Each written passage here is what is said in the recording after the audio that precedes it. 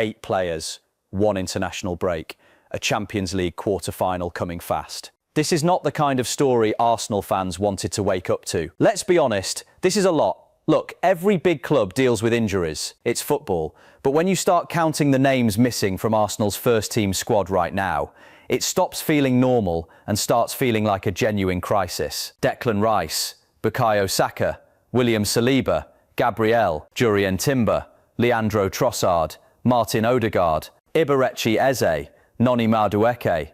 That is not a small list. That is basically your entire starting 11 with question marks over it. And the timing, the timing is absolutely brutal. Arsenal play Southampton in the FA Cup on April 4th. Then they fly to Lisbon to face Sporting in the first leg of their Champions League quarter-final on April 7th. Then Bournemouth in the Premier League on April 11th. 3 games in 8 days, and they need to be close to full strength for all of them, especially that Sporting game. So let's go through everything, what happened, who is injured, how serious it is, and what it actually means for Arsenal's season. The scary one, Noni Madueke's knee. Let's start with the one that genuinely had people worried over the weekend. Noni Madueke was playing for England against Uruguay in a friendly at Wembley. He got caught by a heavy challenge from Uruguayan midfielder Rodrigo Aguirre. Thomas Tuchel described it as a tackle on the edge. Madueke had to come off before half-time, and what came after painted a worrying picture. He was spotted limping through the mix zone at Wembley, wearing a brace on his left knee. That image alone was enough to set the Arsenal fan base into panic mode. Then Tuchel spoke to the press and said those words nobody wants to hear. "I'm worried." Very sad and upset. Hopefully it's not a big injury. Now, Tuchel is not the type to catastrophize in press conferences. So when he says he's worried, you have to take that seriously. The FA released a short statement saying Madueke had returned to Arsenal with a knock. That's a very vague word for what looked like a pretty serious situation. Arsenal are now running their own assessments to figure out the full picture. Here's the honest truth. Nobody knows yet. Could be ligament damage, could be something that settles down in a week. But when a player leaves Wembley in a brace, limping, with his manager looking genuinely concerned, that's not nothing. And this matters for Arsenal because Madueke only joined in the January transfer window. He brought something different: directness, pace, the ability to take people on. Arsenal paid good money for him and were clearly building him into the squad for the run-in. If he's out for any significant period, that's a real blow. Fan reaction, yeah, this one's big. This is the one that hurts most. Eze is out too, and that one stings before we even get to the international break drama. Arsenal lost Eberechi Eze in the Champions League win over Bayer Leverkusen on March 18th. He picked up a calf injury that game and was already ruled out of the Carabao Cup final. Mikel Arteta said at the time he was waiting for a definitive scan to understand the full extent of the damage. The estimated absence? Around a month. Now, some people might forget because Arsenal only signed Eze in January too, but he had already made a huge impression. Smart runner, creative, good in tight spaces. He gives Arsenal something between the lines that they don't always have. Losing him for a month, possibly more, is not ideal. But at least the international break means he misses slightly less football than he would have otherwise. Silver linings and all that. Does Eze's absence change how you see Arsenal's title chances? Drop your thoughts below. The good news, sort of, precautionary withdrawals. Okay, so not everything is doom and gloom. A few of these situations look more like sensible caution rather than genuine injuries. Let's be fair about that. Declan Rice pulled out of the England squad after turning up late and training for 1 session. The FA said he needed a medical assessment. Rice himself had been pretty open earlier this month about feeling exhausted. His exact words were that he was shattered. Playing every game in every competition at maximum intensity all season takes a toll on anyone. The feeling around this one is that Arsenal and England agreed to give him the break, do some checks, and make sure he comes back properly. Nobody is expecting this to be a long-term injury. Most people think he will be fine for Southampton or definitely for Sporting. Bukayo Saka is a similar story. He had joined the England squad a bit later, and then on Saturday the FA announced he was also heading back to Arsenal for assessment. Tuchel had already said publicly he was managing the workloads of some of his key England players, and Saka is absolutely one of those. There's also a conversation to have about Saka's form. He has not been at his very best in recent weeks.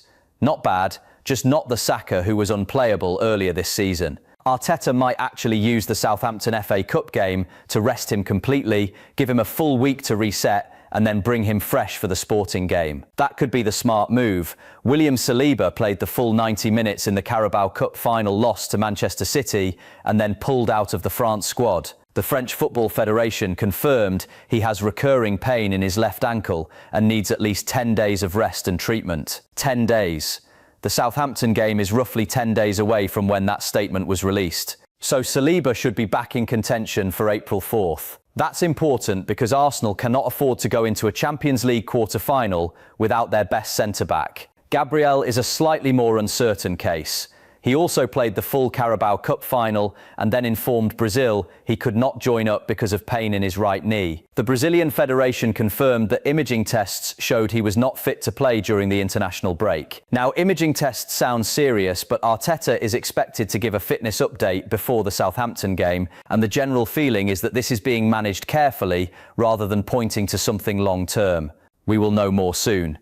Jurrien Timber missed the Carabao Cup final with an ankle problem and then stayed at Arsenal instead of joining the Netherlands squad. Arteta had said before the final that he was hopeful Timber would be fit for Wembley, which suggests the injury was never too serious. He should be back after the break. Leandro Trossard withdrew from the Belgium squad for their friendlies against the USA and Mexico. The Belgian FA said he needed to continue his rehabilitation, and this looks like another precautionary call more than a serious setback. The one good thing in all this, Odegaard is coming back buried in all this injury noise, is genuinely good news. Martin Odegaard is close to returning. He has been out for about a month with a knee injury. He was left out of Norway's squad for their games against Holland and Switzerland, but the Norway manager Ståle Solbakken said Odegaard's return to club football was within reach. That is huge for Arsenal. Odegaard is the heartbeat of this team. When he is playing well, Arsenal look like a different side. The passing is sharper, the pressing is more organised, and the creativity in the final third flows so much more naturally. His return around the Southampton game would perfectly set up his legs for the Sporting first leg on April 7th. And if Arsenal are going to go deep in the Champions League, they need him fit and sharp. It's almost like the universe decided to balance things out slightly. 8 players with issues, but your captain coming back at the same time. We'll take it. What about Mikel Merino?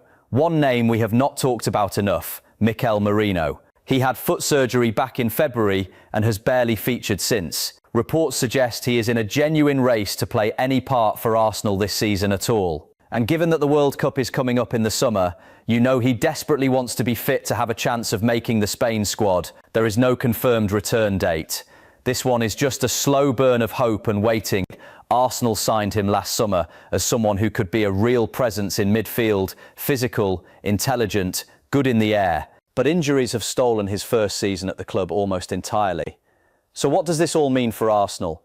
Let's be straight about this. If the precautionary cases, Rice, Saka, Saliba, Timber, Trossard, are all back and available after the international break, then Arsenal are in a manageable situation. You play Southampton in the Cup, rotate a little, keep your key men fresh, and go to Lisbon ready for Sporting. But if Madueke's knee turns out to be serious, and Gabriel is not fully right, and Eze is still weeks away, then you are asking Arteta to go into a Champions League quarter-final short-handed, without cover in wide areas, with an injury-hit defensive unit. That is a very different and very uncomfortable situation. The depth in this squad gets tested in moments like this. And this is one of those moments. Some fans have pointed out that Arsenal's recruitment this January, bringing in both Madueke and Eze, was specifically to give the squad more options in these attacking positions. But if both of them are now injured at the same time, that is the cruelest kind of bad luck. Fabrizio Romano, who has been closely tracking Arsenal's squad situation this season, has noted the intense pressure the club is under heading into the quarter-finals, and has flagged that Arsenal's medical team will be working overtime during this break to fast-track assessments on multiple players simultaneously. The club are being cautious with information publicly, but internally they are working hard to clear as many players as possible before the Southampton game. The bigger picture here is something worth thinking about. Arsenal have been in the title race, in the Champions League, and in cup competitions all season. That means their key players, Rice, Saka, Saliba, Odegaard, have been playing match after match after match at top intensity. The human body can only handle so much. Rice said he was shattered. That's not a footballer being dramatic. That's a guy being honest. When your midfield general, one of the fittest and most disciplined professionals in the country, tells you he's running on empty, you listen. Arteta has sometimes been criticised for not rotating enough, for trusting the same names week after week. Maybe this is the painful consequence of that. Or maybe there was just no way around it. When you're fighting for trophies, you play your best players. Simple. What would you have done differently? Because honestly, it's not an easy question. Fan reactions from around the community. Look, Arsenal fans online have been loud about this, and fair enough. Some are absolutely convinced this is the moment the season falls apart. We can't cope with this many injuries, they're saying. And look, that is a reasonable concern. Others are pointing to the Odegaard return as a genuinely game-changing positive. If your captain and creative hub comes back at the same time as you get a breather with a few fixtures, maybe you survive this patch. And then there's the Madueke camp, the fans who are quietly heartbroken that a player they were genuinely excited about might already be facing a long spell out. He had just started to look the part. That is genuinely gutting. Me personally, I think the sporting game is the one that matters most. Arsenal can afford to have a shaky Southampton performance. But if they go to Lisbon missing Saliba, Rice or Saka, and especially if Odegaard is not right, then that quarter-final gets very hard, very fast. Sporting are not an easy side. They press aggressively, they're organised, and playing in Lisbon with a noisy crowd behind them is always difficult. Arsenal need to be as close to full strength as possible for that first leg. Questions for you. Before we wrap up, let me throw a few things out there. Do you think Arteta should have rotated more during the season to prevent this situation? Which injury worries you the most? Madueke's knee, or the fact that Eze and Merino are also unavailable at the same time? And honestly, do you still believe Arsenal can go deep in the Champions League this season, even with all of this going on? Let me know in the comments. Genuinely curious where the fan base is right now, because I think this moment will define how we remember this season. Final word, Arsenal are not dead, not even close. Clubs have come through worse injury crises and still delivered. But this is a test, a real one. The next 2 weeks will tell us a lot about this squad's depth, Arteta's management, and whether this group genuinely has what it takes to compete for the biggest prizes. Odegaard is coming back.